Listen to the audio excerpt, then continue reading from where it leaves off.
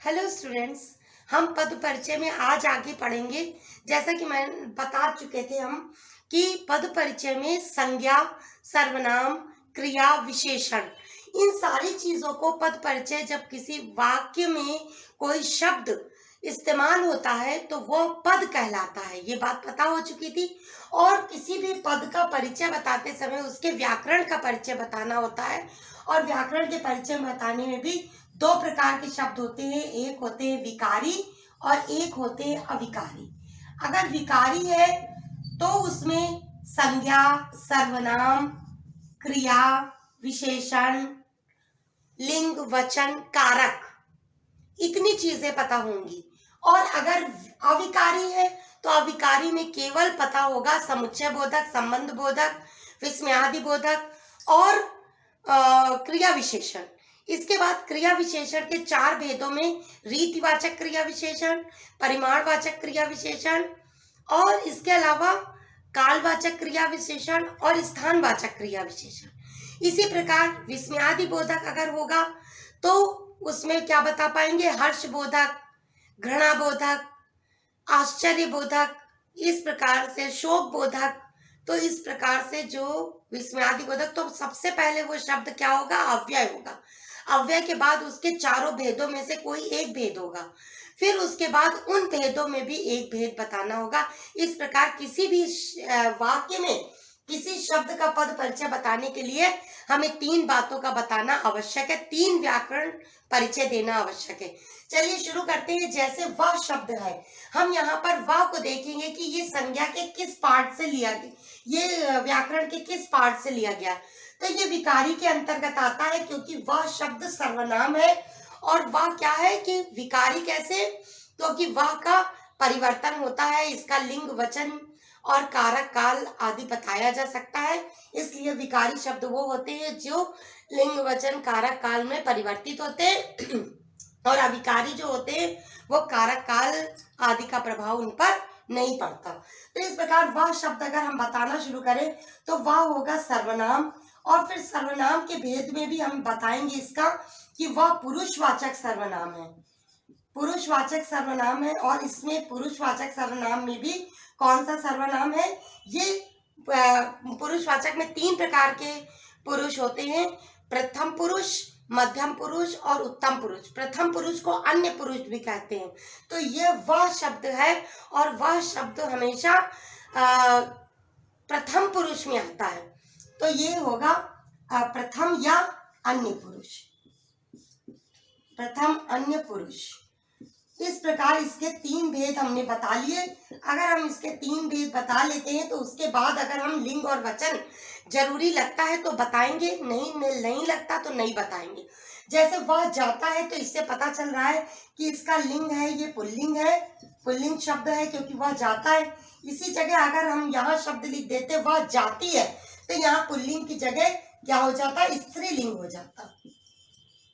तो ये पुल्लिंग और स्त्रीलिंग कोई हो सकता है, ये इससे डिसाइड होता है। अगर हम देख रहे हैं कि ये जाता शब्द हमने पहले बनाया था जाता, तो ये स्त्रीलिंग हट जाएगा, पुल्लिंग हो जाएगा। ठीक, इतना आपको समझ में आ गया होगा। अब वह जाता है ये समझ में आ रहा है, ये एक वचन है, ये एक वचन, वह शब्द जाता है के लिए प्रयुक्त हो रहा है, तो ये एक वचन में प्रयुक्त हुआ है तो हम इसका एक वचन भी बता सकते हैं।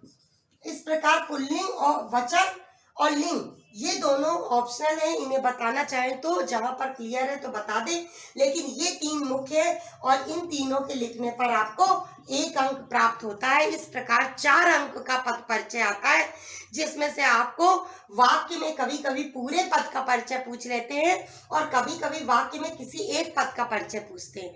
जैसे जाता है का अगर बताना चाहें हम तो इसका बताएंगे पहला कि ये क्रिया है। जैसे ये विकारी शब्द में आता है, इसमें संज्ञा, सर्वनाम, क्रिया, विशेषण, तो ये कौन से पाठ का है सबसे पहले हमें यही डिसाइड करना होता है। तो इससे पता चलता है कि जाता है क्रिया है, और क्रिया भी कैसी है, वर्तमान कालिक क्रिया है। कैसी क्रिया है ये, वर्तमान कालिक क्रिया है, यानी वर्तमान काल की क्रिया है ये। और इसके बाद ये बता सकते हैं कि एक वचन है और ये बता सकते हैं कि ये पुल्लिंग है। इसके अलावा एक चीज पुल्लिंग और ऑप्शनल ने बताया ना कि एक वचन, लेकिन अभी इसमें एक और दो था, तो तीसरा मुख्य बात बता सकते हैं, ये आकर्मक क्रिया है। तीसरी बतानी चाहिए हमको, यहाँ पर ये चौथा और यहाँ पांचवा आएगा। तीसरी बात बतानी चाहिए हमको कि ये आकर्मक क्रिया है, क्योंकि क्रिया में अकर्मक और सकर्मक भी होती, काल के साथ वर्तमान काल, भूतकाल और भविष्य काल की क्रिया होगी, और इसके अलावा अकर्मक क्रिया होगी, प्रेरणार्थक क्रिया होगी, पूर्वकालिक क्रिया होगी। इस प्रकार इन क्रिया के भेद को भी बताना होगा आपको। अब हम एक और बताने जा रहे हैं, जैसे वह कैसे बदल जाएगा वह का परिचय। अभी आपने देखा कि वह सर्वनाम में था अभी तक, लेकिन अगर हम ये कह दें कि इसी जगह कि वह लड़का जाता है, तो यहीं पर वह का पद परिचय बदल जाएगा। आपने पहले देखा था कि वह का पद परिचय क्या आ रहा था, वह का सर्वनाम आ रहा था। अब आ जाएगा वह जाता है का पद परिचय बनेगा वह लड़का अगर है, तो यहाँ पर वह संज्ञा, वो सर्वनाम ना होकर यहाँ पर वह हो जाएगा विशेषण। और वह विशेषण कौन सा हो जाएगा, विशेषण का एक भेद है, वह है सार्वनामिक विशेषण। ये क्यों सार्वनामिक विशेषण है, आपको पता होगा कि जब कोई सर्वनाम किसी संज्ञा के साथ जुड़कर आता है, जैसे वह पेन मेरा है, वह पुस्तक मेरी है, वह घर मेरा है, वह भाई मेरा है, इस प्रकार के शब्दों को जब वह यह भी कर सकते हैं, जैसे यह कहा यह पेन मेरा है, तो यह पेन लगा, पेन यानी संज्ञा है, और यह शब्द इसके पहले विशेषण लगा रहे हैं, तो यह विशेषण, वह विशेषण जो सर्वनाम किसी संज्ञा के पहले आकर के लग जाते हैं, वो विशेषण बन जाते हैं, और यह वह विशेषण सार्वनामिक विशेषण, और लड़का के लिए प्रयुक्त हुआ है तो पुल्लिंग और एक वचन। इस तरह से इसके चार हम बता लेंगे, और जब ये चार बता लेंगे, विशेषण, सार्वनामिक विशेषण, पुल्लिंग, एक वचन बता लिया, तो हमारा एक नंबर पूरा हो जाएगा। इसलिए 3 या 4 विशेषण बताने पर एक नंबर हो जाता है। आपको एक चीज और बता दें कि जैसे यही शब्द हैं, पद शब्द जब वो अपने आप में अलग प्रयोग होते हैं तो उनका पद परिचय नहीं बताया जाता, लेकिन जब वो वाक्य में प्रयोग होते हैं तो उनका पद परिचय बताया जाता है। इसीलिए पद परिचय कहा जाता है, शब्द परिचय नहीं कहा जाता। जैसे मेरे पास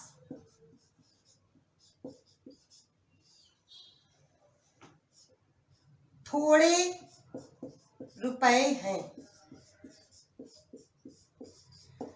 अगर इसी जगह थोड़े का कहना पड़ेगा हमको विशेषण, तो थोड़े का पद परिचय बताना है, तो थोड़े विशेषण होगा यहाँ पर, और विशेषण के साथ ये होगा कौन सा, परिमाणवाचक। कौन सा विशेषण होगा, परिमाणवाचक विशेषण।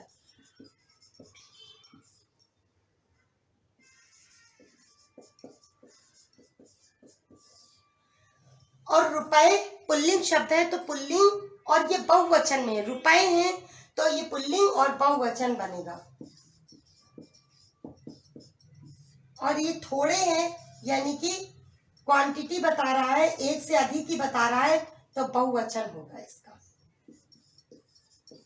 जब एक से अधिक कोई चीज बताई जाती है तो इसका थोड़े। अब इसी थोड़े का हम पद परिचय यहाँ पर कुछ ऐसे देख ले कि तुम थोड़ा खाओ,